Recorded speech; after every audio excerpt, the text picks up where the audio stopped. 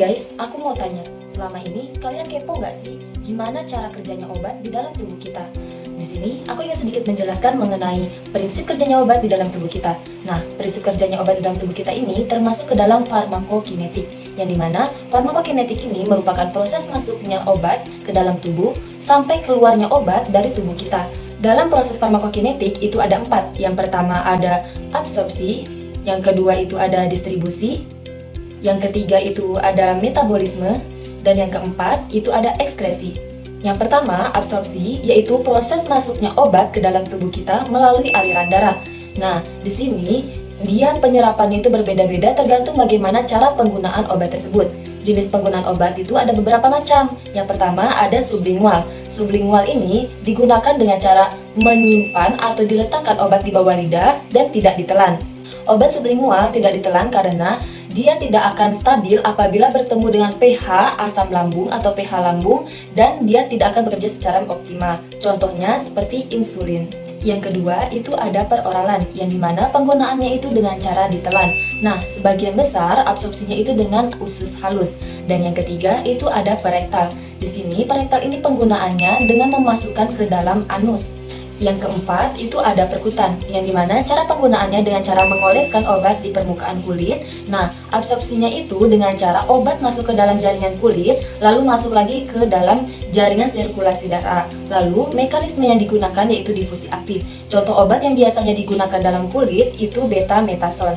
Yang kelima itu ada inhalasi, yang dimana cara penggunaannya dengan cara dihirup dan absorpsinya dari hidung ke paru-paru. Dan yang keenam atau yang terakhir itu dengan cara suntikan. Yang kedua itu ada farmakokinetik distribusi. Distribusi ini merupakan transfer obat dari darah ke berbagai jaringan tubuh. Nah, di sini juga ada beberapa faktor yang mempengaruhi dari distribusi. Yang pertama itu ada aliran darah. Organ aliran darah yang paling besar itu ada jantung, yang kedua ada hepar, dan yang ketiga ada paru-paru.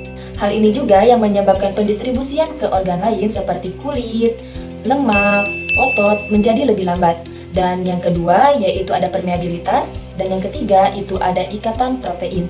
Yang ketiga itu ada farmakokinetik metabolisme, yang dimana farmakokinetik metabolisme ini proses tubuh mengubah obat agar lebih larut dalam air, dan juga supaya dapat dikeluarkan dari tubuh kita. Nah, tujuan dari metabolisme ini supaya mengubah obat yang tadinya dia larut dalam lemak dapat larut dalam air. Metabolisme ini umumnya terjadi di hati, ginjal, dinding usus, dan paru-paru. Metabolisme juga ada beberapa faktor yang mempengaruhi. Yang pertama, kondisi khusus. Yang kedua, itu ada gen. Yang ketiga, itu ada lingkungan. Dan yang keempat, itu ada usia.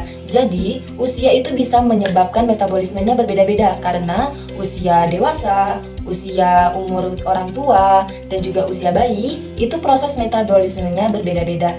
Nah, sekarang yang terakhir yaitu farmakokinetik ekskresi. Ekskresi ini merupakan pengeluaran obat dari tubuh kita.